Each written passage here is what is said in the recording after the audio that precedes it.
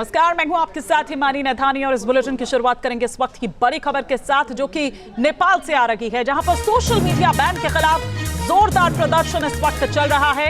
कई शहरों में जेन जी का विरोध प्रदर्शन देखने को मिल रहा है। तस्वीरें इस वक्त आपके टेलीविजन स्क्रीन पर है। भरतपुर, विराटनगर, पोखरा में यह प्रदर्शन देखने को मिल रहा है। काठमांडू में संसद का गेट तोड़कर भीतर घुस गए ये प्रदर्शनकारी और इन प्रदर्शनकारियों पर पुलिस ने अंधाधुंध फायरिंग की। पुलिस की फायरिंग में 2 प्रदर्शनकारियों की मौत हो गई। काठमांडू में सेना को बुलाया गया है, उसने मोर्चा संभाला हुआ है। कर्फ्यू लगा दिया गया है। प्रदर्शनकारियों पर वाटर कैनन का प्रहार किया गया। फेसबुक, एक्स, इंस्टाग्राम समेत ऐसे 26 ऐप जो कि बैन कर दिए गए, जिसके खिलाफ छात्रों का, जेनजी का ये जो गुस्सा है वो देखने को मिल रहा है और इसी को लेकर ये प्रदर्शन हो रहा है। तस्वीरें इस वक्त हम आपको दिखा रहे हैं। इस दौरान पुलिस की फायरिंग में 2 लोगों की मौत हो गई है। कई लोग इस दौरान घायल हुए हैं पुलिस के साथ झड़प में।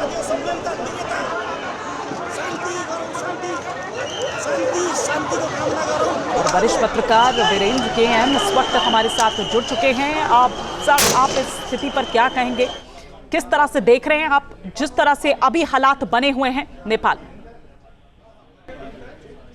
जी, पहले तो आपको मैं ये बता दूं कि ये ना कि काठमांडू, नेपाल के जो और बड़े शहर हैं जैसे कि पोखरा, धरान, बुटवल, नेपालगंज वगैरह सारे शहर में इस तरह का आज प्रदर्शन है। ये प्रदर्शन का आगाज कल ही किया गया था। कल ही सारे लोगों ने विज्ञप्ति जारी करके कर दिया था कि कल हम लोगों ने प्रदर्शन करने वाले हैं। और उस प्रदर्शन का मूल ध्येय ये था कि हमें बोलने दो सरकार, यानी कि बोलने का आजादी होनी चाहिए।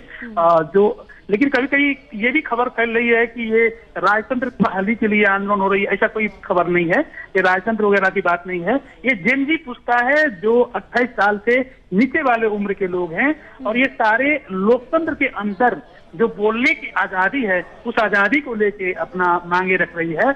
और ये खास करके सरकार जो सोशल मीडिया ऐप्स जो पाबंदी लगा दी नेपाल में, फेसबुक, ट्विटर वगैरह वगैरह करके 26 सोशल मीडिया को, इसके खिलाफ ये लोग आंदोलन कर रहे हैं। और नेपाल में जो भ्रष्टाचारी वगैरह वगैरह और भी मुद्दा वगैरह सब है, इसके भी ये लोग अपना अपना प्ले कार्ड लगाए रखे हैं। लेकिन आपको एक नया खबर आपको दे दूं कि अभी तक में 7 से ज्यादा लोगों की मौत हो चुकी है। जो पुलिसकर्मी ने गोली चलाया, तो गोली की वजह से 7 से ज्यादा लोग की मौत हो गई है। अभी तक पुष्टि हो गई है आधिकारिक तौर पे 7 लोगों की मौत, और तकरीबन 100 से ज्यादा लोग घायल हैं। ये काठमांडू की अवस्था है, काठमांडू में इस तरह की है। लेकिन वीरेंद्र जी, ये तो छात्रों को, ये जो जेनजी है, इनको भी समझना होगा ना, एक सिस्टम होता है। ये रजिस्टर्ड नहीं थे, इनका कोई ऑफिस नहीं था। यही सरकार के द्वारा कहा गया था कि आपको ये तमाम चीजें तो फॉलो करनी होगी। ऐसा तो नहीं होगा कि बिना किसी सिस्टम के आप इस तरह से चलने देंगे? जी बिल्कुल, ये जेन जी की तरह से ये समझना चाहिए, नेपाल के कानून को समझना चाहिए।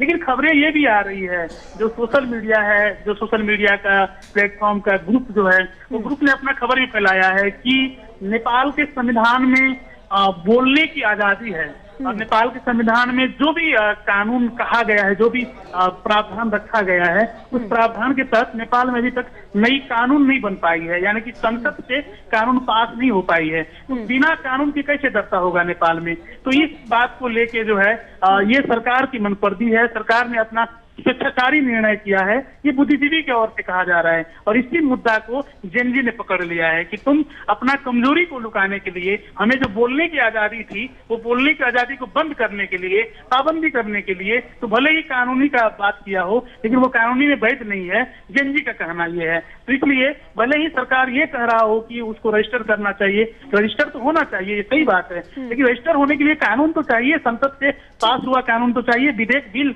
तो कम से कम पास होना चाहिए। वो तो अभी संसद में ही अड़का हुआ है, वो पास हुआ ही नहीं है। तो तुम किस कानून के तहत यहाँ पे रजिस्ट्रेशन की बात कर रही है? तो इसका मतलब ये हुआ कि सरकार जो है अपना विरोधी खेमा या विरोधी का आवाज सुनना नहीं चाहती है, इसलिए सोशल मीडिया को बंद कर दिया। इसका खिलाफ खास करके जेन जी का आंदोलन है। तो वीरेंद्र जी, फिर ये जो अभी सिचुएशन बनी हुई है, जो तस्वीरें सामने निकल कर आ रही है, ये नॉर्मलाइज कैसे होगी? सरकार फिर अब ऐसे में यहाँ पर क्या करेगी? कर्फ्यू लगा दिया गया है, ठीक है, लेकिन इसके अलावा क्या? क्योंकि इससे पहले इस तरह की तस्वीरें हम देख चुके हैं। हमने श्रीलंका में देखा, हमने बांग्लादेश में देखा। जी बिल्कुल, आज का भी हालात वही था। आज जो अभी भी हालांकि तनावग्रस्त बनी हुई है। हाँ। काठमांडू के जो बानेश्वर वाला इलाका है, बानेश्वर के बगल में संसद भवन है। जेनजी पुस्ता संसद भवन में प्रवेश करने की कोशिश करी, उसी के बगल में फिर सिंह दरबार है। सिंह दरबार के अंदर सारा मिनिस्ट्री आती है, नेपाल की जितना भी मिनिस्ट्री है सारे सिंह दरबार के अंदर में होती है। प्रधानमंत्री कार्यालय से लेके हर मंत्रालय उसी सिंह दरबार के अंदर में, उस सिंह दरबार में भी प्रवेश करने की कोशिश करा जेनजी पुस्ता ने। तो इसके खिलाफ जो है पुलिस ने गोली चलाया। गोली चलाने की वजह से अभी 7 लोगों की मौत हो गई है। हालांकि हर जगह सेना परिचालन कर दिया गया है। इसका यही है उपाय कि मेरे ख्याल से सरकार को जल्दी से कोई फैसला लेना चाहिए, इस पे कोई संबोधन करना चाहिए, प्रधानमंत्री से अपना जो कोई बात रखवाना चाहिए, जेनजी को संबोधन करना चाहिए। इस तरह से पावर यूज करके गोली चला के तो समस्या समाधान नहीं हो सकती है ना। आपकी बात बिल्कुल ठीक है, लेकिन अब ये देखना होगा कि अब ये जो डेडलॉक सा बन गया है, ये आइस जो है वो किस तरह से ब्रेक होगी और किस तरह से अब आगे इससे निपटा जाएगा। तमाम जानकारी के लिए आपका तस्वीरें हम लगातार आपको दिखा रहे हैं कि किस तरह से जेन जी का ये जो रेवोल्यूशन है वो नेपाल में, स्पेशली अगर हम काठमांडू की बात करें, जहां भक्ति है हर शब्द में, कथाओं में छुपे हैं दिव्य रहस्य और ज्योतिष देता है जीवन को दिशा। धर्म से जुड़ी हर बातों को जानने के लिए हमारे चैनल स्तुति को सब्सक्राइब करें। चैनल पर जाने के लिए इस लिंक पर क्लिक करें।